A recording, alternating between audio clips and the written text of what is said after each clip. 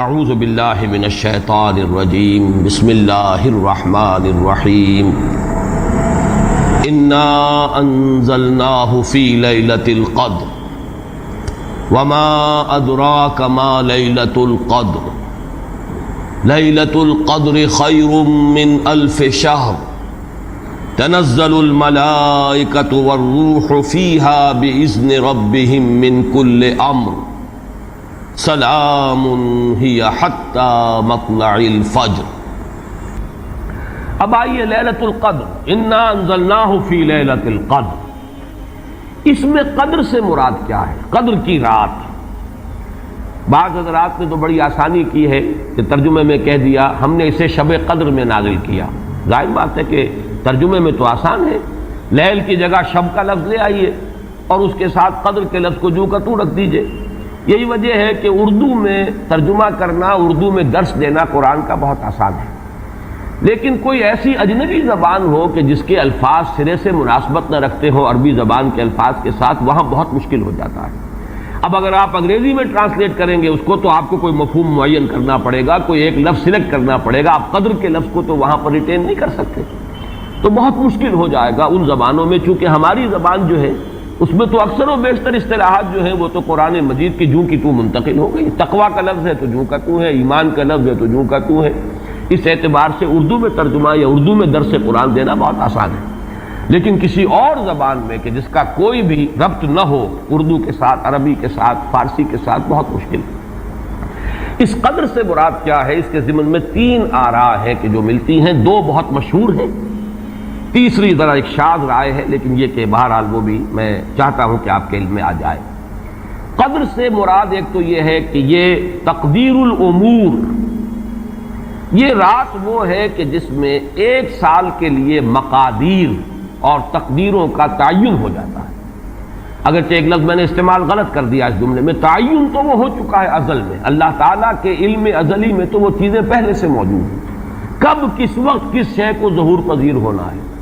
کب کس وقت کس جگہ کون سا واقعہ ظاہر ہوگا، لیکن یہ ہے کہ وہ تو اللہ کا علم قدیم ہے، علم کی حد تک وہ علم قدیم ہے، وہ تو ہمیشہ سے شے جو ہے موجود ہے اللہ کے علم قدیم میں۔ لیکن یہ کہ ہر سال کا معلوم ہوتا ہے کہ جیسے ہمارے ہاں ایک مفہوم ہے، بجٹ سیشن ہے، سال بسال کچھ چیزیں معین کی جاتی ہیں، اس اعتبار سے ہر سال یہ ایک شب آتی ہے کہ جس میں اس سال سے متعلق امور فرشتوں کے حوالے کر دیے جاتے ہیں۔ اس اصل جو ہے ام الکتاب سے، یوں سمجھ لیجئے ام الکتاب، اب یہاں میں لفظ استعمال کر رہا ہوں، اللہ تعالیٰ کا علم قدیم، اللہ تعالیٰ کے علم قدیم میں جو چیزیں معین ہیں، جو آنے والے سال کے لیے جو حالات، حوادث، واقعات جو بھی ظہور پذیر ہونے ہیں، ان کے بارے میں اللہ کے جن فیصلوں کی تنفیذ ہونی ہے وہ حوالے کر دی جاتی ہیں فرشتوں کے کہ وہ ان کو تنفیذ کریں۔ یہ گویا کہ تقدیر کی رات ہے لیلۃ القدر، یعنی وہ رات جس میں تقدیر الامور، تمام معاملات جو ہیں ان کا معاملہ طے کر دیا جاتا ہے، اور اس کی تائید ہوتی ہے وہ سورہ دخان کی آیت سے فیہا یفرق کل امر حکیم، اور اس آیت میں جو لفظ آیا وہ بہت پیارا آیا، یفرق، اس رات میں ہر بات جو پختہ ہے وہ جدا کر دی جاتی ہے۔ فرق کے معنی جدا کرنا، فرق علیحدہ کر دینا، فرق کے معنی ہے کسی شے کے ٹکڑے کر دینا، وہ فرق ہوگا۔ فرقوا دینہم، انہوں نے اپنے دین کے ٹکڑے کر دیے۔ کسی شے کو، کسی جز کو کل سے جدا کرنا، یہ فرق ہوگا۔ تو معلوم ہوا فیہا یفرق کل امر حکیم۔ میں آج سوچ رہا تھا تو انگریزی کا ایک لفظ بہترین ذہن میں آیا، ایشو ہو جانا، ایک شے ایشو کر دی جاتی۔ اب یہ آرڈرز ایشو ہو گئے، طے ہے علم قدیم میں، اللہ تعالیٰ کا وہ علم قدیم جو ازلی ہے اس میں تو وہ چیزیں ہیں، لیکن اس سال کے لیے وہ آرڈرز ایشو کر دیے گئے۔ فیہا یفرق کل امر حکیم امرا من عندنا، ہمارے پاس سے ان معاملات کا معاملہ جو ہے فیصلہ ہوتا ہے، کوئی اور طاقت نہیں ہے فیصلہ کرنے والی، وہ فیصلے ہمارے ہی ہیں، ہمارے ہی پاس سے وہ فیصلے جو ہیں صادر ہوتے ہیں۔ لیکن یہ کہ اس شب میں لیلہ مبارکہ اسے کہا گیا، انا انزلناہ فی لیلۃ مبارکۃ انا کنا منذرین فیہا یفرق کل امر حکیم امرا من عندنا انا کنا مرسلین، وہ ہمارے پاس سے وہ فیصلے جو ہیں وہ صادر ہو کر اور حوالے کر دیے جاتے ہیں، گویا کہ آپ جیسے کہتے ہیں آرڈر ایشو ہو گئے، آپ کے تبادلے کے یا آپ کی ترقی کا جو حکم ہے ایشو ہو گیا. تو یہ گویا کہ یہ 1 سال کا معاملہ. اور اس کے ساتھ ہی نوٹ کر لیجئے قرآن حکیم میں معلوم ہوتا ہے کہ اللہ تعالیٰ کے ہاں سے یہ فیصلے جو ہیں قضاء و قدر کے اور جو بھی اللہ کے احکام ہیں ان کی تنفیذ تدبیر امر، اس کے لیے بھی کئی لیولز معین ہیں. چنانچہ سورہ سجدہ میں جو فرمایا گیا ہے وہ تو یہ ہے کہ 1000 سال کا معاملہ طے ہو جاتا ہے. یدبر الامر من السماء الى الارض ثم يعرج الیہ فی یوم کان مقدارہ 1000 سنۃ مما تعدون. تمہاری تعداد اور تمہاری گنتی اور تمہارے حساب اور تمہاری تقویم سے جو 1000 سال بنتے ہیں، اللہ تعالیٰ کی تدبیر امر اس کے حساب سے ہوتی ہے. اور پھر اس کی تکمیل کے بعد پھر ملائکہ جو ہے اس کی جو رپورٹ ہے وہ لے کر اللہ تعالیٰ کے حضور میں حاضر ہوتے ہیں. یہ کہا جا سکتا ہے کہ جیسے ہم یہ سمجھتے ہیں کہ 7 آسمان ہیں، ان 7 آسمانوں کے ساتھ اللہ تعالیٰ کا یہ جو تدبیر امر کا معاملہ ہے کہ جو سمائے دنیا ہے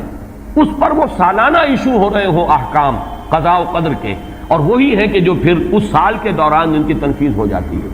اور اگر اس سے آگے 100 برس کی کوئی پلاننگ ہے تو وہ دوسرے کہیں آسمان پر ہو، اور اس سے اوپر اگر کوئی 1000 برس کی پلاننگ ہے تو وہ اس سے کہیں اوپر کے آسمان پر ہو، اور اگر اس سے اوپر 10,000 برس کی کوئی پلاننگ ہے تو اس سے اوپر کے آسمان پر ہو. یہ سارے معاملات عین ممکن ہیں. یہ عالم امر کی وہ باتیں ہیں جن کو صحیح طور پر سمجھنا ہم صرف اشارات کے حوالے سے کوئی دھندلا سا تصور قائم کر سکتے ہیں کہ قرآن ایک طرف یہ بھی کہہ رہا ہے یدبر الامر من السماء الى الارض ثم يعرج الیہ فی یوم کان مقدارہ 1000 سنۃ مما تعدون. سورہ معارج میں یہ بھی ہے تعرج الملائکۃ والروح الیہ فیہا، اس میں فی یوم کان مقدارہ 50,000 سنہ، 50,000 برس کا بھی ایک دن ہے اللہ کا. تو ہو سکتا ہے کہ ان تمام مختلف درجہ بدرجہ جو تدبیر امر کے فیصلے اللہ کی طرف سے حکمت الہی اور علم الہی سے جن چیزوں کا کہ ایشو ہو رہا ہو، جس کے کہ احکام صادر ہو رہے ہوں، وہ بھی درجہ بدرجہ ہو. اور یہ جو ہے سمائے دنیا پر یہ ایک سالانہ جو ہے نظم اس کا قائم ہو، اور اس کے حوالے سے فرشتوں کو جو اس دنیا کے فرشتے ہیں جو یہاں پر تنفیذ امر کی جو خدمت ہے اس پر مامور ہیں، ان کے حوالے کر دیے جاتے ہیں. تو ایک رائے تو میں نے عرض کی کہ قدر سے مراد تقدیر، کہ یہ رات جو ہے تقدیر الامور کی رات ہے. تمام جو امور ہیں ان کے مقادیر، ان کی تعیین، ان کے بارے میں اللہ تعالیٰ کے احکام جو ہے ان کا ایشو ہو جانا. ایک رائے یہ ہے کہ یہ قدر سے مراد ہے قدر و منزلت، اونچا رتبہ، علو شان، منزلہ اور شرف. اب اس کی تائید ہوتی ہے، معلوم ایسا ہوتا ہے کہ یہ دونوں باتیں تو بیک وقت جو ہے مراد ہیں. اسی لیے میں نے کہا یہ دونوں اقوال بہت مشہور بھی ہیں، اور میرے نزدیک یہ دونوں ہی اس میں یہ ذو معنیین لفظ کے طور پر یہاں استعمال ہوا، یہ دونوں ہی مراد ہیں. یہ رات خود اپنی جگہ پر بھی بجائے خود، جسے ہم کہتے ہیں بجائے خود بھی بہت قدر و منزلت کی رات ہے، اور اس شب میں 1 سال کے معاملات جو ہیں وہ فرشتوں کے حوالے کر دیے جاتے ہیں. اس اعتبار سے اس کو کہا گیا لیلہ مبارکہ، انا انزلناہ فی لیلۃ مبارکہ. یہ خود مبارک ہے، اس کے اندر برکتیں ہیں، اس کے اندر عظمت ہے، اس کی اپنی شان بلند ہے، علو مرتبت کی حامل ہے یہ رات. یہ دو مفہوم جو ہیں جب تو میں نے جیسا کہ عرض کیا یہ تو بہت کثرت کے ساتھ ہیں اور یہی زیادہ مشہور بھی ہیں. بلکہ ان کے ضمن میں دوسری بات کے ضمن میں ایک نقطہ ترازی کے درجے کی بات ہے، لیکن بات چونکہ حسین ہے وہ میں آپ کو سنا رہا ہوں. ابو بکر وراق ہیں جنہوں نے اس میں نقطہ پیدا کیا ہے کہ یہ لیلہ قدر اس لیے ہے لأنه نزل فيها کتاب ذو قدر على لسان ملک ذی قدر على امت لها قدر. یہ 3 انہوں نے قدر جمع کیے ہیں کہ یہ اس لیے اس کو لیلۃ القدر کہا گیا کہ ایک طرف تو یہ کہ اس میں وہ کتاب نازل ہوئی جو بڑی قدر و منزلت والی کتاب ہے، ثانیاً وہ اس فرشتے کی زبانی نازل ہوئی کہ جو بہت قدر و منزلت کا ذی قوت عند ذی العرش مکین مطاع ثم امین. پھر اس امت کے لیے اس کی تنزیل ہو رہی ہے جس کی بڑی قدر و منزلت ہے اللہ کے ہاں. اور شاید اسی وجہ سے وہ کہتے ہیں جناب وراق کہ شاید اسی وجہ سے لفظ قدر جو ہے اس سورہ مبارکہ میں 3 مرتبہ آیا ہے. انا انزلناہ فی لیلۃ القدر وما ادراک ما لیلۃ القدر لیلۃ القدر خیر من الف شہر. لیکن جیسا کہ میں نے عرض کیا ہے یہ بس ایک نقطے کے حد تک ہے، ایک دلچسپ نقطہ ہے، میں نے اس کا تذکرہ کر دیا ہے۔ ایک تیسرا مفہوم جو شاذ ہے جو لیا گیا قدر سے، کہ قدر کا ایک مفہوم ہے تنگی کا بھی، جیسے کہ سورۃ الفجر میں ہم پڑھ چکے ہیں فَأَمَّا الْإِنسَانُ إِذَا مَا ابْتَلَاهُ رَبُّهُ فَأَكْرَمَهُ وَنَعَّمَهُ فَيَقُولُ رَبِّي أَكْرَمَنِ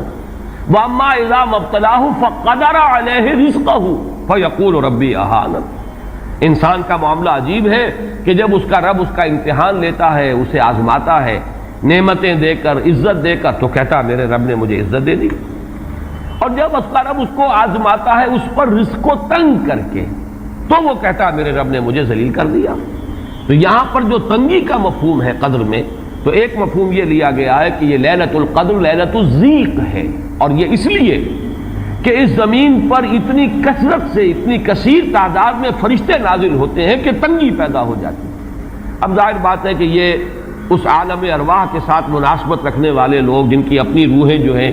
وہ اس درجے لطیف ہوں کہ کچھ مناسبت ان کو پیدا ہو گئی ہو، صرف ان کا ایک ادراک ہو سکتا ہے، باقی یہ کہ جہاں تک لفظ کا تعلق ہے اس میں اس کی گنجائش موجود ہے۔ تو لیلۃ القدر کے تین مفہوم ہوئے، جن میں سے دو جو ہے پہلے وہ تو باہم جمع بھی ہو سکتے ہیں، ذو معنیین لفظ کی حیثیت سے اس کا استعمال ہو سکتا ہے۔ اس میں تمام مقادیر اور تمام تقدیروں کا گویا کہ اللہ تعالیٰ کی طرف سے صدور ہو جاتا ہے، ایشو ہو جاتے ہیں تمام احکام آئندہ سال کے لیے۔ دوسرے یہ کہ یہ خود اپنی جگہ پر بڑی مبارک اور بڑی قدر و منزلت والی رات ہے۔ تیسری بات وہ ہے جو میں نے عرض کیا، ایک شاذ سی رائے ہے کہ اس میں فرشتوں کا نزول اس کثرت سے ہوتا ہے کہ زمین کے اندر اس کی وجہ سے جگہ کی تنگی ہو جاتی ہے، واللہ عالم۔ اب اس کے بعد فرمایا وَمَا أَدْرَاكَ مَا لَيْلَةُ الْقَدْرِ، یہ ما ادراکا اور ما یدریکا، اس کے بارے میں بعض حضرات کی ایک رائے ہے جو شاید اس سے پہلے اتنی وضاحت سے میں نے کبھی بیان نہ کی ہو، آج اس کو نوٹ کر لیجئے۔ عموماً تو مفسرین دونوں کا مفہوم ایک ہی لیتے ہیں، یعنی آپ کو کیا معلوم، آپ کو کس نے بتایا، گویا کہ نفی ہے کہ آپ کا اندازہ نہیں ہو سکتا کہ وہ کیا شے ہے، وہ لیلۃ القدر کی عظمت کیا ہے۔ لیکن بعض حضرات نے یہ فرق کیا ہے کہ جب یہ فعل ماضی میں آتا ہے وما ادراکا، اس میں مراد یہ کہ آپ کو خوب معلوم ہے، کیا ہی معلوم ہے آپ کو کہ اس کی قدر و قیمت کیا ہے، یعنی اس میں گویا کہ نبی اکرم صلی اللہ علیہ وسلم کے لیے نفی نہیں بلکہ اس بات، القارعہ وما ادراک ما القارعہ، القارعہ ما القارعہ وما ادراک ما القارعہ، گویا کہ اس بات ہوتا ہے کہ آپ کو خوب معلوم ہے کہ قارعہ کیا ہے۔ لیکن یہ کہ جہاں ما یدریکا آتا ہے، وما یدریکا لعلہ یزکا او یذکر فتنفع الذکرى، جہاں فعل مضارع آئے گا وہاں در حقیقت وہ مفہوم ہوگا کہ یہ بات حضور صلی اللہ علیہ وسلم کے علم میں نہیں ہے۔ آپ کو کیا معلوم، ہو سکتا ہے کہ وہ نصیحت اخذ کرتا، اس کو تزکیہ حاصل کر لیتا، تو اس کے اندر تو نفی ہو سکتی ہے کہ اس وقت آپ کے علم میں وہ بات نہیں ہے۔ لیکن یہ بھی ایک تو یہ کہ ایک علمی نکتہ ہے اور اس میں ذرا باریک قسم کی نحوی بحث ہے، میں خود اپنا مقام یہ نہیں سمجھتا کہ اس قسم کی باریک نحوی بحثوں میں کوئی حتمی رائے قائم کروں۔ دوسرے یہ کہ اس سے ہماری حد تک کوئی فرق واقع نہیں ہوتا، فرق اگر واقع ہوتا ہے تو محمد الرسول اللہ صلی اللہ علیہ وسلم کے بارے میں واقع ہوتا ہے کہ اگر وما ادراکا آیا ہے تو گویا کہ اس بات ہے کہ حضور کے علم میں وہ بات ہے، اور وما یدریکا ہے تو گویا کہ اس میں نفی ہے کہ وہ بات حضور کے علم میں نہیں ہے۔ لیکن ہمارے لیے تو دونوں حالتوں میں نفی ہی نفی ہے، ہمیں کیا معلوم قارعہ کی اصل حقیقت، ہمیں کیا اندازہ ہو سکتا ہے لیلۃ القدر کی اصل عظمت کا، ہمیں کیا اندازہ ہو سکتا ہے قرآن کی عظمت و فضیلت کا، ہمیں کیا اندازہ ہو سکتا ہے۔ ہمارے اعتبار سے وہ بحث جو ہے وہ محض ایک اکیڈمک اور ایک علمی بحث بن کر رہ جاتی ہے، اس کا کوئی فرق واقع نہیں ہوتا۔ اب اس کے بعد سوال پیدا ہوتا ہے کہ یہ رات جو ہے مخفی کیوں رکھی گئی، تعین کے ساتھ کچھ معلوم نہیں، یہ رات کون سی رات ہے، کون سی رات ہے، اس کا جواب تو میں بعد میں دوں گا کہ اس میں جو آراء ہیں مختلف، لیکن یہ کہ اس کو کیوں مخفی رکھا گیا، اس پر کچھ پیاری باتیں ہیں جو مفسرین نے کہی ہیں۔ پہلی بات تو یہ کہ جتنی عظیم چیزیں ہیں ان سب کو مخفی رکھا گیا۔ قیامت کب آئے گی، مخفی ہے، آئے گی یہ یقینی ہے، کب آئے گی یہ تو ان امور میں سے ہے کہ جس کا علم نبی اکرم صلی اللہ علیہ وسلم کو بھی نہیں دیا گیا، جبرائیل کو بھی نہیں دیا گیا۔ چنانچہ حدیث جبرائیل میں واضح طور پر الفاظ موجود ہیں وَمَا الْمَسْئُولُ عَنْهَا بِأَعْلَمَ مِنَ السَّائِلِ، کچھ معلوم نہیں، نہ سائل کو معلوم نہ مسئول کو معلوم قیامت کب آئے گی۔ اب یہ عظیم حقیقت مخفی رکھا گیا اور اس کا خاص طور پر ذکر کیا گیا سورہ طٰہٰ میں، اکاد اخفیھا لتجزی کل نفس بما تسعی۔ اگر تعین کر دیا جاتا تو جو قریب کے زمانے کے لوگ ہوتے وہ تو خوب پھر محنت کرتے آخرت کے لیے، اور ذرا فاصلے والے ہوتے وہ ذرا تساہل کرتے اس کے بارے میں۔ اس کو رکھا گیا ہے، تلوار لٹکی ہوئی ہے، کسی بھی وقت گر سکتی ہے، یہ جیسے گلوٹین کبھی اگر آپ نے دیکھا ہو جس طریقے سے کہ اس کا چھرا گرتا ہے،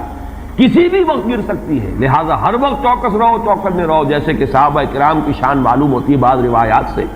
کہ ذرا تیز ہوا چلتی تھی تو وہ سمجھتے تھے کہ قیامت آ گئی۔ اس درجے استحضار تھا اعصاب کے اوپر، اس کا اتنا اثر تھا کہ ذرا تیز جھکڑ چلا اور انہوں نے سمجھا قیامت آ گئی۔ تو اس طریقے سے قیامت کو مخفی رکھا گیا، اکاد اخفیھا لتجزی کل نفس بما تسعی۔ نہ آج سے 100 برس پہلے والوں کو معلوم تھا کہ قیامت کب آئے گی، نہ آج والوں کو معلوم ہے، نہ اگر ابھی دنیا کی عمر ہے ابھی 100 برس اور تو قیامت سے ایک دن پہلے بھی شاید یقینی طور پر معلوم نہ ہو سکے کہ کل قیامت آ رہی ہے، تاکہ ہر وقت جو ہے امتحان اتنا ہی شدید رہے، اتنا ہی کڑا امتحان رہے ہر ایک کے لیے، لتجزی کل نفس بما تسعی، تاکہ ہر ذی نفس کو بدلہ ملے اس کی سعی کے مطابق۔ اسی طریقے سے موت کا وقت معلوم نہیں، وما تدری نفس بأی ارض تموت، کہاں موت آئے گی کچھ معلوم نہیں، کہاں موت آئے گی، کب موت آئے گی کچھ معلوم نہیں۔ اسی طرح نوٹ کیجئے صلاۃ وسطی، حافظوا علی الصلوات والصلاۃ الوسطی معین نہیں ہے، اس کے لیے آراء اگرچہ ہے، اکثر آراء جمع ہو گئی ہیں صلاۃ العصر کے بارے میں، لیکن تعین سے حتمی طور پر نہیں کہہ سکتے۔ یہ رائے بھی ہے کہ کوئی بھی معین نہیں، تمام نمازیں جو ہیں وہ صلاۃ وسطی کے حکم میں ہیں۔ بہترین نماز، کوشش کرو کہ پوری محافظت کرو، صرف نماز کی نہیں، بہترین نماز کی، ہر نماز تمہاری بہترین نماز ہونی چاہیے، ہر روز روز عید ہو، ہر شب شب برات۔ اگر اللہ تعالیٰ کے ساتھ کوئی قلبی ربط ہے تو ہر دن جو گزر رہا ہے وہ روز عید ہے، اور ہر شب جو گزر رہی ہے وہ شب برات ہے۔ لیکن اگر وہ کہ انسان کو غفلت ان کے قلب پر طاری ہے تو وہ عید کا دن بھی اس کے لیے ایک عام دن ہے، اور شب برات بھی اس کے لیے ویسی ہی ایک رات ہے جیسی کہ ہر روز آتی ہے اور چلی جاتی ہے۔ اس اعتبار سے اس کو بھی خاص جو ہے معین نہیں کیا گیا صلاۃ وسطیٰ کون سی ہے۔ اسی طرح بعض روایات میں جو آتا ہے اسم اعظم،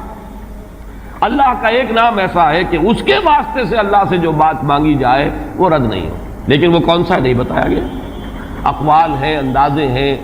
حی و قیوم پر زیادہ، الحی القیوم پر زیادہ لوگوں کا جو ہے وہ اجماع ہوا ہے، لیکن یہ کہ یقین سے نہیں کہہ سکتے۔ تو اسی میں اس کو بھی نوٹ کر لیجئے کہ اس کو مخفی رکھا گیا ہے لیلۃ القدر کو۔ لوگ زیادہ سے زیادہ محنت کریں، زیادہ سے زیادہ مشقت کریں، اس کے لیے جو بھی اس کی قدر و منزلت سے کسی درجے میں آگاہ ہے،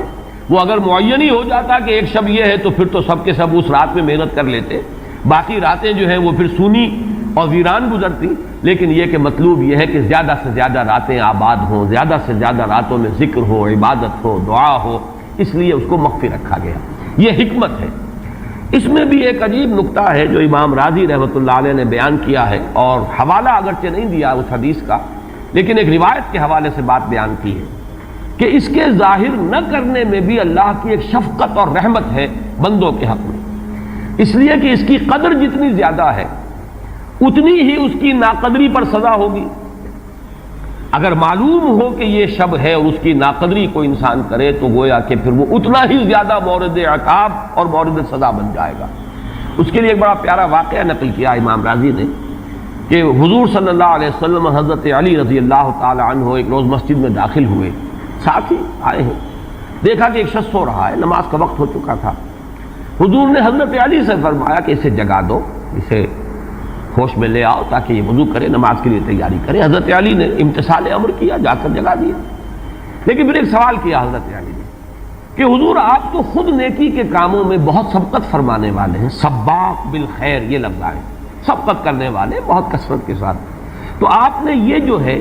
یہ کام خود کیوں نہیں فرمایا، اور مجھے کیوں اس کے لیے آپ نے حکم دیا؟ آپ خود بھی اسے جگا سکتے تھے۔ آپ نے فرمایا کہ تم اس کی حکمت کو سمجھ لو،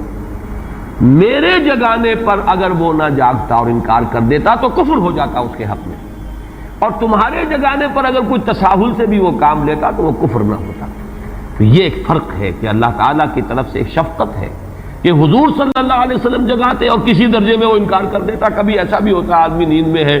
اور وہ کہتا جاؤ جاؤ مجھے آرام کرنے دو، تو اگر میرے ساتھ یہ معاملہ ہوتا تو وہ کفر کے درجے کو پہنچ جاتی بات، لیکن اگر تمہارے ساتھ یہ معاملہ ہو بھی جاتا تو اس درجے شدید نہ ہوتا۔ تو گویا کہ حضور نے اس شخص پر شفقت کے اعتبار سے یہ شکل اختیار کی کہ خود نہیں جگایا، بلکہ یہ کہ حضرت علی رضی اللہ تعالیٰ عنہ کو حکم دیا کہ اسے جگا دیں۔ تو یہ نقطہ کہ لیلۃ القدر کے اخفاء میں یہ بات بھی ہے کہ اگر اس کو عیاں کر دیا جاتا، معین کر دیا جاتا، تو پھر جو لوگ اس سے غافل رہتے پھر وہ بہت سخت ناقدری کا ارتکاب کرتے اور بڑی سزا کے مستوجب ہو جاتے۔ اب چھٹی بحث ہے کہ وہ رات کون سی ہے۔ اگرچہ ایک رائے شاذ یہ بھی ہے کہ وہ رمضان سے باہر کی رات بھی ہو سکتی ہے، لازم نہیں ہے کہ رمضان ہی کی کوئی شب ہو۔ اس میں چونکہ بعض حضرات نے ایک روایت کی وجہ سے جسے ہم شب برات کہتے ہیں، لیلۃ البرات، یہ شعبان کی 15ویں شب، درمیانی شب، اور اس کے بارے میں ایک روایت موجود ہے حضرت عائشہ صدیقہ رضی اللہ تعالی عنہا کی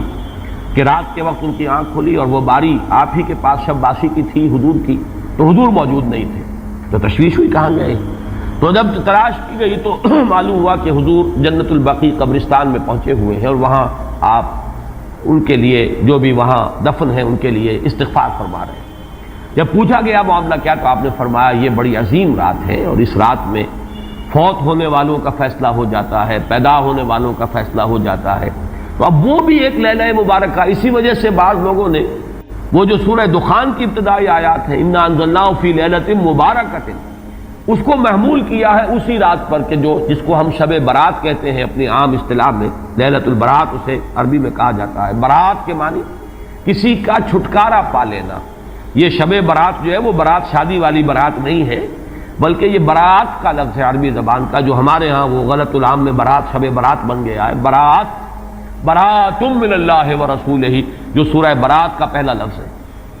کہ چھٹکارا پانا، کہ وہ رات بھی ایسی ہے کہ اس میں انسان استغفار کرے اور اللہ تعالیٰ سے اپنے گناہوں کی معافی مانگے تو اپنے آپ کو جہنم سے چھٹکارا دلا سکتا ہے، وہ شب برات ہے۔ اس اعتبار سے کچھ لوگوں نے گمان کیا کہ شاید لیلۃ القدر اور لیلہ مبارکہ اس حدیث کی روح سے وہی شب ہے، وہ ظاہر بات ہے کہ خارج از رمضان مبارک ہے، اور یہ کہ اس کے علاوہ بھی بعض آراء ہیں، لیکن یہ آراء جو ہے شاذ کے درجے میں۔ میں یہ کہہ سکتا ہوں کہ تقریباً اجماع ہے اس پر کہ یہ رات رمضان مبارک ہی کی ایک رات ہے۔ اس کی دلیل ایک تو یہ کہ القرآن یفسر بعضہ بعضا کے اصول کے مطابق قرآن مجید کے اندر سورہ بقرہ میں یہ واضح کر دیا گیا شہر رمضان الذی انزل فیہ القرآن، رمضان مبارک کا مہینہ وہ ہے کہ جس میں قرآن نازل کیا گیا، اور یہاں فرمایا انا انزلناہ فی لیلۃ القدر، ہم نے اس کو اتارا ہے لیلۃ القدر میں۔ ان دونوں کو جوڑیے تو اس کا ایک لا محالہ جو ایک انیویٹیبل رزلٹ نکلتا ہے وہ یہی ہے کہ یہ لیلۃ القدر رمضان مبارک میں۔ دوسری اس کی تائید ہوتی ہے وہ مشہور حدیث جس کو الحمدللہ کہ ہم نے بہت عام کیا ہے، رمضان مبارک کی آمد سے قبل کوشش ہوتی ہے ہر سال جو ہے اس کی یاد دہانی کرا دی جائے۔ ایک طویل خطبہ جو حضور نے دیا تھا، خطبنا رسول اللہ صلی اللہ علیہ وسلم فی آخر یوم من شعبان، یہ حضرت سلمان فارسی رضی اللہ تعالیٰ عنہ سے مروی ہے کہ حضور نے شعبان کے آخری دن ہمیں خطبہ ارشاد فرمایا، یا ایھا الناس قد اظلکم شہر عظیم شہر مبارک شہر فیہ لیلۃ خیر من الف شہر، لوگوں آگاہ ہو جاؤ، تم پر ایک بہت مبارک مہینے نے، بڑی عظمت والے مہینے نے سایہ کر دیا ہے، سایہ فگن ہو گیا ہے تم پر ایک مہینہ جو بڑی عظمت والا ہے، شہر عظیم جو بڑی برکت والا ہے، شہر مبارک، اور تیسرا جملہ اس میں یہی ہے شہر فیہ لیلۃ خیر من الف شہر، وہ مہینہ کہ جس میں ایک رات وہ بھی ہے کہ جو 1000 مہینوں سے افضل ہے۔ ان دونوں چیزوں کے حوالے سے تقریباً دلائل بھی موجود ہیں، اور ویسے یہ کہ جیسا کہ میں عرض کر چکا ہوں اجماع ہے کہ یہ رمضان مبارک ہی کی ایک شب ہے، لیکن رمضان مبارک کی کون سی شب ہے اس پر بعض مفسرین نے تو لکھا ہے کہ 40 قول ہیں۔ چنانچہ صاحب تفسیر مظہری قاضی ثناء اللہ پانی پتی نے، میں نے وہ تفصیل تو نہیں پڑھی، کہ 40 قول نقل کیے، لیکن امام راضی نے جو 9 قول نقل کیے ہیں وہ میں تیزی کے ساتھ آپ کو سنا دیتا ہوں۔ ابن رزین رحمہ اللہ کا قول یہ ہے کہ رمضان کی پہلی شب ہے۔ حضرت حسن بصری رحمت اللہ علیہ، یہ ہے تابعین میں سے، اس لیے میں رضی اللہ عنہ نہیں کہہ رہا، رحمت اللہ علیہ۔ حضرت حسن بصری رحمت اللہ علیہ کی رائے ہے کہ یہ 17ویں شب ہے، یعنی وہ شب کہ پھر جس کے اگلے دن جو ہے وہ غزوہ بدر ہوا ہے، یوم الفرقان۔ حضرت انس رضی اللہ تعالی عنہ مرفوعاً روایت کرتے ہیں کہ یہ 19ویں شب ہے۔ محمد بن اسحاق جو بہت بڑے سیرت نگار ہیں حضور کے، ان کا قول ہے کہ یہ 21ویں شب ہے۔ حضرت عبداللہ ابن عباس رضی اللہ تعالی عنہما سے قول جو ہے مروی ہے کہ یہ 23ویں شب ہے۔ حضرت عبداللہ ابن مسعود رضی اللہ تعالی عنہ سے مروی ہے کہ یہ 24ویں شب ہے، اور اس کو میں ذرا اہمیت دیتا ہوں اس لیے کہ 24ویں شب جو ہے سورہ علق کی ابتدائی آیات کے نزول کے ضمن میں کچھ حساب کتاب کے جوڑنے سے 24ویں اور 25ویں شب کا بھی معاملہ جڑتا ہے، جو کہ میں نے آپ کو سورہ علق کے درس کے دوران بتایا تھا۔ اس کے بعد حضرت ابو ذر غفاری رضی اللہ تعالیٰ عنہ کا قول ہے کہ یہ 25ویں شب ہے۔ اس کے بعد حضرت ابی ابن کعب رضی اللہ تعالیٰ عنہ کا قول ہے، یہ وہ ہے جن کو کہ حضور نے خود فرمایا کہ اقرأہم ابی ابن کعب، قرآن مجید کے سب سے بڑے قاری حضرت ابی ابن کعب ہیں رضی اللہ تعالیٰ عنہ، اور ان کے بھی سینے پر آپ نے تھپکی دی تھی کہ ایک سوال کیا آپ نے کہ سب سے عظیم سورت کون سی ہے، اور جب انہوں نے صحیح جواب دے دیا سورہ فاتحہ، تو پھر یہ کہ اس پر حضور نے تھپکی دی کہ تمہیں اللہ تعالیٰ نے بہت صحیح مناسبت عطا کی ہے علم کے ساتھ۔ ان کی اور صحابہ میں سے بہت سے لوگوں کی رائے، یہاں تک کہ یہ کہا جا سکتا ہے کہ بقیہ اقوال جو ہے وہ شاذ کے درجے میں ہے، اور یہ گویا کہ اگر اجماع نہ کہا جائے تو بہت حد تک اتفاق کے درجے میں ہے کہ یہ 27ویں شب ہے۔ اور اس 27ویں شب کے ضمن میں حضرت عبداللہ ابن عباس سے ایک روایت میں پہلے آپ کو بتا چکا ہوں کہ 23ویں شب، لیکن 27ویں شب کے ضمن میں جو مختلف روایات حضرت عبداللہ ابن عباس رضی اللہ تعالی عنہما سے مروی ہیں، ان میں بھی کچھ لطیف نکات ہیں، وہ میں بعد میں بیان کروں گا۔ اس کے بعد ایک شاذ قول اور بھی ہے کہ یہ 29ویں شب ہے۔ تو یہ گویا کہ 9 ہیں اقوال، جن میں سے بعض جلیل القدر صحابہ کے ہیں، عبداللہ ابن مسعود، ابو ذر غفاری، ابن عباس، ابی ابن کعب، لیکن یہ ہے کہ سب سے زیادہ جو اتفاق اگر اجماع نہ کہا جائے تو 27ویں شب پر ہے۔ اس 27ویں شب کے بارے میں حضرت عبداللہ ابن عباس نے 3 نکتے بیان کیے۔ ایک نکتہ تو یہ ہے کہ یہ پوری سورہ مبارکہ جو ہے سورۃ القدر، اس میں 30 الفاظ ہیں، اور ان 30 الفاظ میں سے 27واں لفظ ہے ہی حتی مطلع الفجر، یہ 27واں ہے۔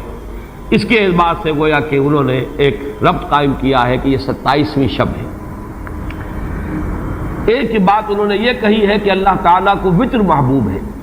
اللہ وطر و یحب الوطر، اللہ خود بھی اکیلا ہے اور وطر کو پسند کرتا ہے۔ پھر یہ کہ وطر جو ہے اب رمضان مبارک کے اندر اگر وہ وطر شمار کیے جائیں گے تو 14-15 وطر بن جائیں گے، لیکن اس میں چونکہ آخری عشرے کے بارے میں بہت سی روایات جو ہیں ان کا تقریباً اجماع ہو جاتا ہے کہ آخری عشرے میں، تو آخری عشرے میں بھی 5 وطر آئیں گے، 21ویں، 23ویں، 25ویں، 27ویں، 29ویں۔ لیکن حضرت عبداللہ ابن عباس کہتے ہیں کہ 7 کا ہندسہ اللہ تعالیٰ کو بہت پسند ہے، اور بہت سی چیزیں جو ہیں عالم تکوینی میں بھی اور عالم تشریعی میں بھی بہت سی چیزیں وہ ہیں کہ جو 7 کے ہندسے کے ساتھ وابستہ ہیں۔ 7 آسمان ہیں، 7 زمینیں ہیں، ہفتے کے 7 دن ہیں، طواف کے 7 شوط ہیں، سعی بین صفا والمروہ وہ بھی 7 مرتبہ ہے، ادھر سے ادھر، ادھر سے ادھر 7۔ اسی طریقے سے سجدے کے اعضاء بھی 7 ہیں، تو اس سے انہوں نے پہلے وطر اور وطر کے بعد 7 کا ہندسہ، رمضان کے آخری عشرے کی وطر راتیں اور ان میں 7ویں رات یعنی 27ویں شب، وہ اپنے اس حساب کتاب سے بھی۔ اور جب انہوں نے یہ بات بیان کی تو حضرت عمر رضی اللہ تعالی عنہ نے ان کی تحسین کی تھی۔ آخری بات اور بھی کہی گئی ہے کہ لیلۃ القدر جو ہے اس کے اندر حروف کو اگر شمار کیا جائے تو 9 بنتے ہیں، اور یہ لیلۃ القدر اس سورہ مبارکہ میں 3 مرتبہ آیا ہے۔ انا انزلناہ فی لیلۃ القدر وما ادراک ما لیلۃ القدر لیلۃ القدر خیر من الف شہر۔ اس اعتبار سے بھی 3 کو ضرب دی جائے 9 سے تو وہ بھی 27 کا عدد بنتا ہے۔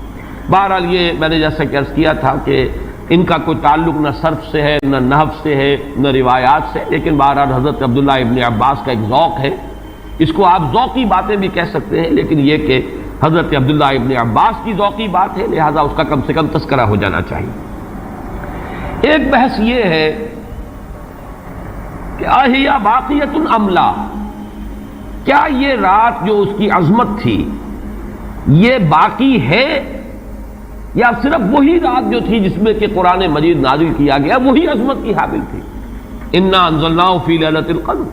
یا یہ کہ اب بھی ہر سال یہ رات آ رہی ہے تو اسی عظمت کی حامل ہے، اسی قدر و منزلت کی، اسی برکت کی حامل ہے؟ اس پر بھی تقریباً ایک اجماع ہے کہ یہ لیلۃ القدر باقی ہے، ہر سال آتی ہے۔ اس کے ضمن میں بلکہ میں چاہتا ہوں کہ اپنے قول کی تصحیح کر دوں کہ ایک رائے میں نے ابتدائی دور میں بیان کی ہے اپنے بعض خطبات میں، تقاریر میں، اور وہ جیسا کہ ایک خطیبانہ انداز ہوتا ہے، قرآن مجید کی عظمت کے بیان کے ضمن میں یہ باتیں، یہ بھی نقطے کے درجے کی باتیں ہوتی تھی اور وہ میں بیان کرتا رہا ہوں کہ قرآن ہے اصل عظمت کی حامل شے۔ جس رات میں یہ قرآن نازل ہوا وہ لیلۃ القدر بن گئی، گویا کہ لیلۃ القدر کی عظمت جو ہے وہ قرآن کی عظمت سے مستعار ہے۔ جس مہینے میں یہ نازل ہوا وہ مذہب جو ہے، وہ مہینہ جو ہے مبارک ہو گیا، شہر المبارک، اور وہ مہینہ جو ہے وہ روزے کی عظیم عبادت کے لیے مختص کر لیا گیا۔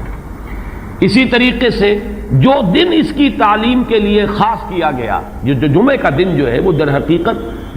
تعلیم قرآن کے لیے، یتلو علیہم آیاتہ ویزکیہم ویعلمہم الکتاب والحکمہ، جو حضور کا عمل تھا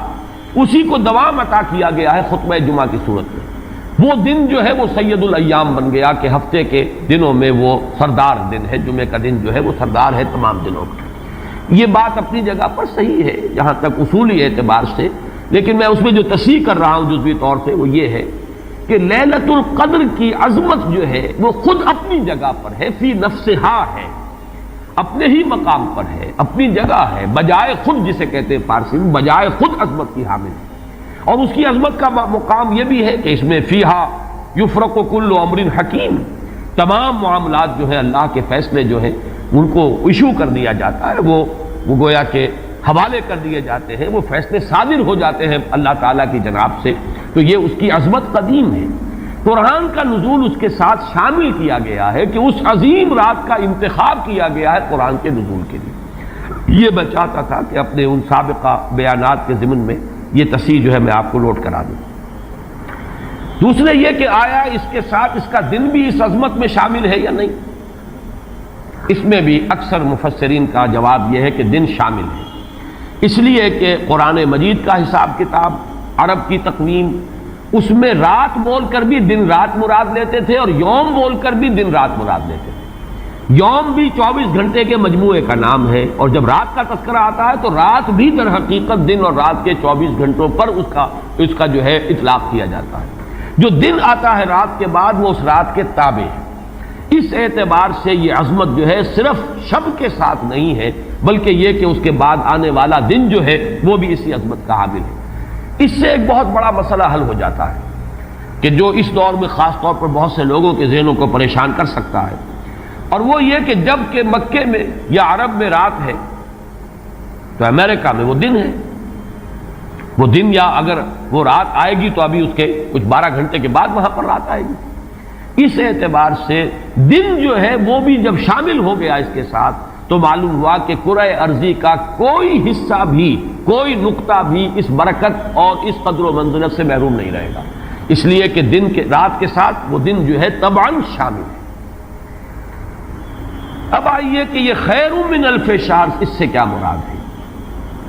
دو باتیں تو اس میں بالکل واضح ہیں۔ ایک تو اس اعتبار سے کہ اس میں جو عبادت کی جائے، استغفار کیا جائے، ذکر کیا جائے، اس کی قدر و منزلت، اس کے لیے ایک تعبیر ہے، جو انداز اسلوب بیان اختیار کیا گیا وہ یہ ہے، اس سے مراد وہ 1000 مہینے جو ہے گنتی کے 1000 مہینے نہیں ہیں۔ اس کو جن لوگوں نے حساب کر کے 83 برس اور کچھ مہینے نکالے ہوئے تو وہ در حقیقت یہ حساب کتاب نہیں ہوتا۔ عربی زبان میں کہیں 100، کہیں 70، کہیں 1000، یہ کثرت کی تعبیر کے لیے آتے ہیں۔ تو معلوم ہوا کہ بہت زیادہ اجر و ثواب ہے عبادت کا، دعا کی قبولیت کا بہت قوی امکان ہے اس شب مبارک میں، اور یہ کہ تقرب الی اللہ کے لیے انسان کوئی کوشاں ہو تو اس کی پیش رفت جو ہے اس شب میں جو ہے وہ بقیہ دنوں اور بقیہ راتوں کی نسبت سے بہت زیادہ ہوگی۔ اس میں جو ایک اشکال پیدا ہوتا ہے ذہن میں کہ آخر کیا سبب ہے کہ بعض خاص جو دن ہیں یا بعض خاص مہینے ہیں ان کی جو خاص جو فضیلت ہے، تو اس کو میں سمجھتا ہوں کہ بہت عمدگی سے ہمارے مفسرین نے سمجھایا ہے کہ عالم مادی میں بھی ہم یہ چیز دیکھتے ہیں کہ مناسبت ہوتی ہے۔ کوئی فصل ہے گندم کی، اب آپ اگر اس کو غلط موسم میں اگر بو دیں گے تو آپ کا بیج بھی ضائع ہو جائے گا۔ مناسبت ہے، ایک صحیح وقت ہے اس کا، اسی میں اگر وہ فصل جو ہے وہ بوئی جائے گی تو وہ مثمر ہوگی، اس سے آپ کو فصل حاصل ہو جائے گی۔ لیکن اگر آپ نے غیر وقت میں وہی بیج بہترین ہو، دانہ عمدہ سے عمدہ ہو، زمین اچھی سے اچھی ہو، لیکن یہ کہ موسم اگر آپ نے غلط چن لیا ہے، تو گویا کہ مناسبت جو ہے اوقات، دنوں، ایام، راتوں، مہینوں، سالوں، ان کے جو بھی ایک خاص مناسبت ہے نیکی کے ساتھ، خیر کے ساتھ، عالم امر کے ساتھ، روحانیت کے ساتھ، عالم ارواح کے ساتھ، اس کو ہم قیاس کر سکتے ہیں کہ جیسے موسموں اور دنوں کا معاملہ ہے، اسی طریقے سے اس عالم ارواح کے اندر اور روحانی عالم کے اندر بھی کچھ ایام ہیں، کچھ دن ہیں، کچھ مہینے ہیں جن کی خصوصی مناسبت ہے۔ چنانچہ رمضان مبارک کا مہینہ ہے، اسی طریقے سے یہ لیلۃ القدر ہے، اس کے اندر جو ہے قدر و منزلت اللہ نے جو رکھی ہے وہ اس کی ایک خصوصیت ہے جس کو ہم، ظاہر بات ہے کہ عالم امر کی اشیاء جو ہیں کما حق ہو، تو ان کا ادراک اور شعور ہم اس وقت اس زندگی میں، اس دنیا میں حاصل نہیں کر سکتے، لیکن اس کی طرف اس تمثیل کے ذریعے سے کچھ نہ کچھ جو ہے رہنمائی ہو جاتی ہے۔ جیسے کہ قرآن مجید کی عظمت کما حق ہو، جیسے کہ وہ عظمت ہے، کما ہیا، کسی انسان کے لیے ممکن نہیں کہ اس کا ادراک اور شعور کر سکے، لیکن مثال دی گئی لو انزلنا هذا القرآن على جبل لرأيته خاشعا متصدعا من خشية الله وتلك الامثال نضربها للناس لعلهم يتفكرون۔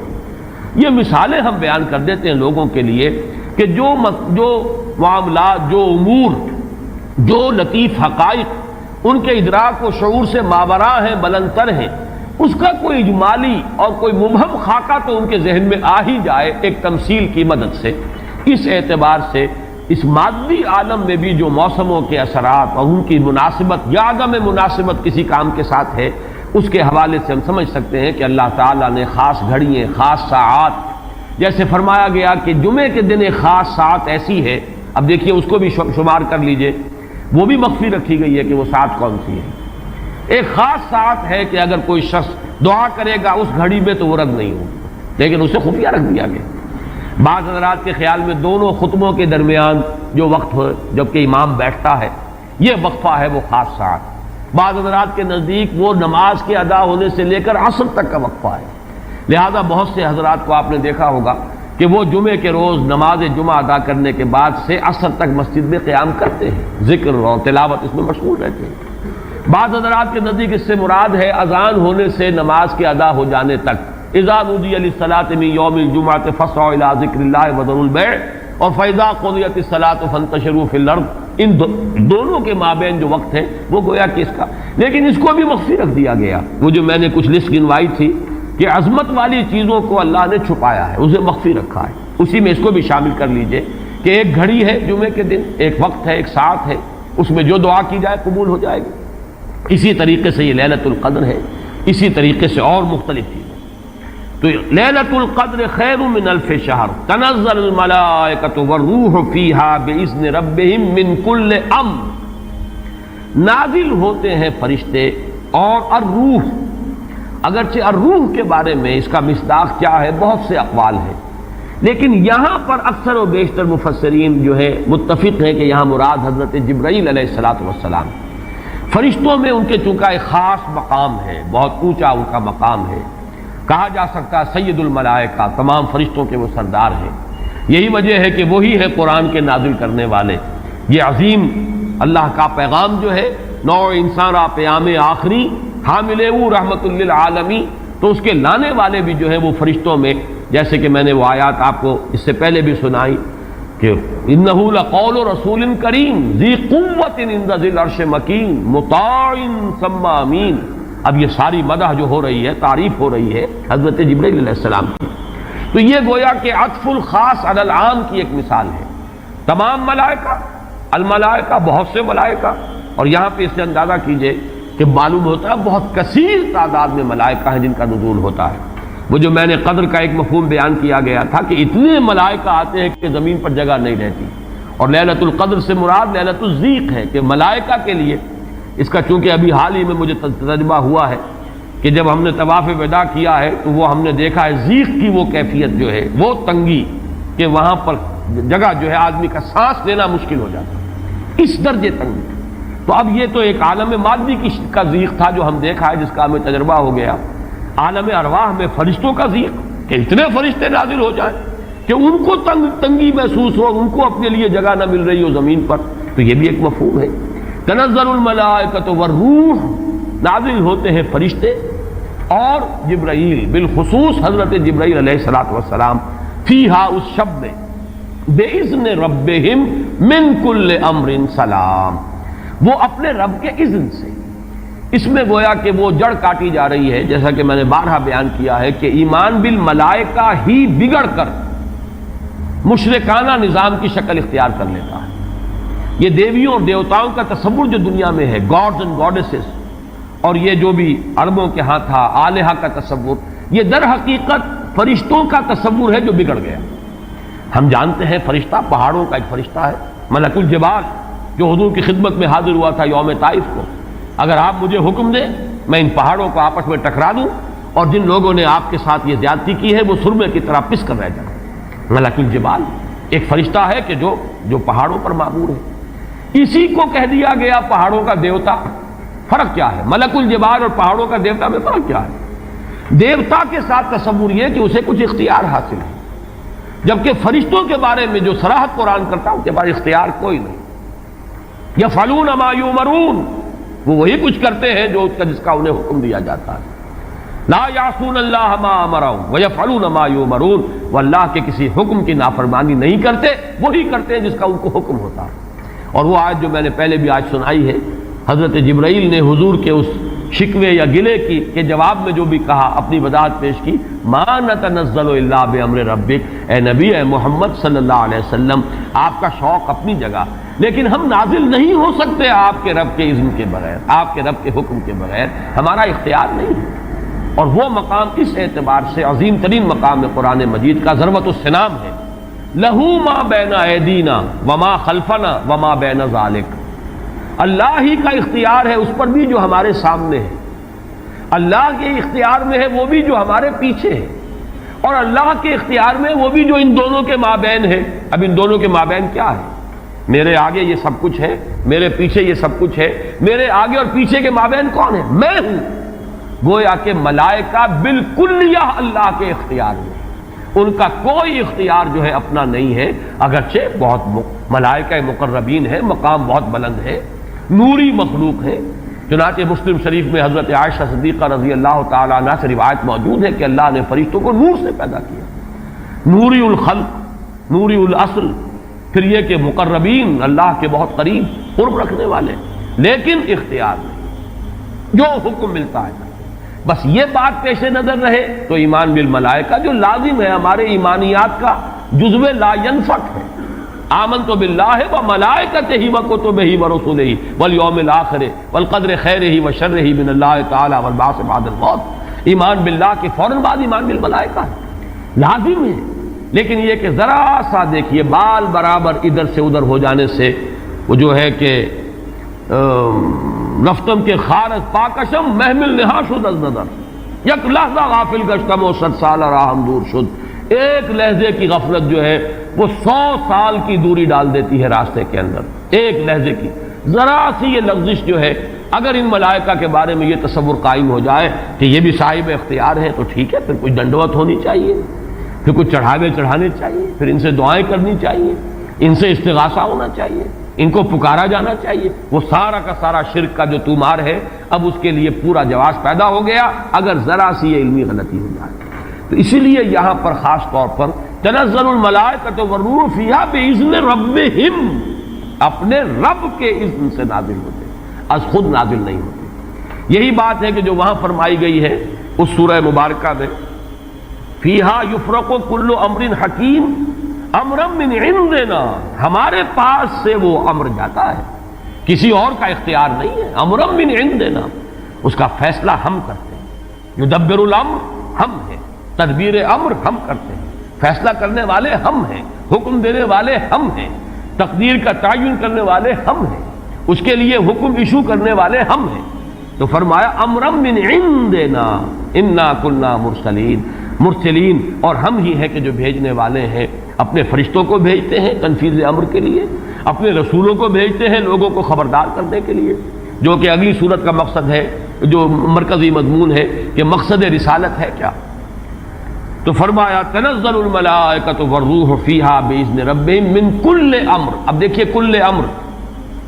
کس طرح یہ الفاظ جو ہے ایک دوسرے کے ساتھ ان دونوں مقامات کے جو ٹیلی کر رہے ہیں۔ انا انزلناہ فی لیلۃ القدر، انا انزلناہ فی لیلۃ مبارکۃ، قدر اور مبارک یہ دونوں ایک دوسرے کے مقابل میں آ گئے۔